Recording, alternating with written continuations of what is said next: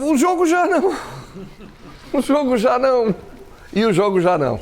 Boa tarde, Renato. Boa tarde, João Paulo. O jogo já não, você tem toda a razão. O jogo já não era assim, não havia uma grande expectativa, né? O Criciúma sem o seu time principal, alguns jogadores apenas. O que é que fez o técnico Cláudio Tencati?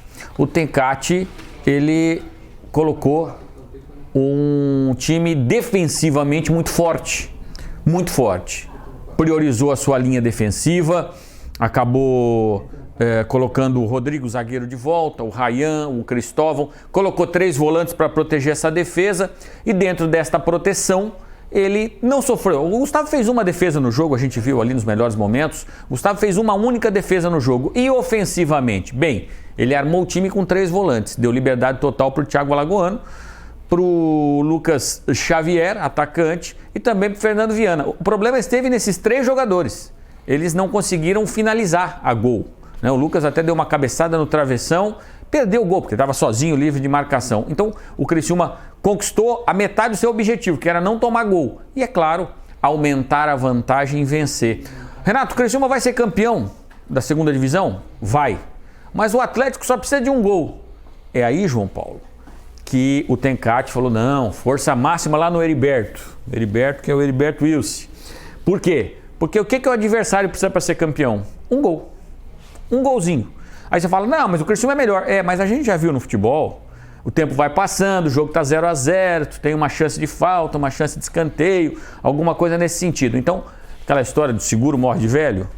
Então, qual é o ideal para o Criciúma? O Criciúma faz 2 jogos antes, faz um jogo sábado antes de definir a segundona catarinense. Joga lá em São Luís do Maranhão contra o Sampaio Corrêa, pontuar. Porque se o Criciúma pontuar lá, ele pode olhar o jogo de quarta-feira e dizer o seguinte, olha, eu vou com o time, vou me dar o luxo de poupar alguns jogadores se necessário for contra a Chapecoense aqui no outro domingo, mas no meio de semana eu vou com força máxima, porque eu não quero correr o risco de perder o título em casa diante da minha torcida, com todo respeito ao Atlético Catarinense, que tem o Sidão no gol, já foi goleiro de São Paulo, mas é muito veterano, Rafael Lima e tudo mais, mas o Criciúma não pode dar essa bobeira, né?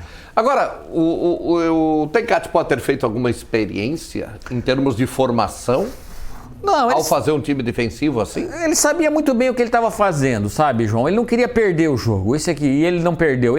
Se tivesse jogado o Arilson, por exemplo, seguramente ia dizer o Criciúma ganhava o jogo. O Arilson hoje é o melhor jogador do Criciúma. Mas o time do Criciúma se arrastou contra o Bahia no segundo tempo. E aí você tem a possibilidade de perder jogadores machucados, lesões musculares, como a gente teve recentemente, vários jogadores ficaram de fora. O sistema defensivo do Criciúma, então, o Bocanegra machucado, o Marcelo Hermes machucado, o Claudinho agora tá voltando, ficou no banco de reservas ontem, não foi utilizado. Então, para não correr esse risco com o Arilson, por exemplo, que é um dos principais jogadores, com o Felipe Matheus, que é o jogador que mais minutos tem atuando com a camisa do Criciúma nessa Série B de Campeonato Brasileiro, ele falou, bom, eu vou me garantir na defesa, não vou perder o jogo e vou colocar o meu ataque, que eu sei que não funciona. Qual é o importante de jogos como esse? Aí você tem que tirar do contexto, vem cá, vamos aqui.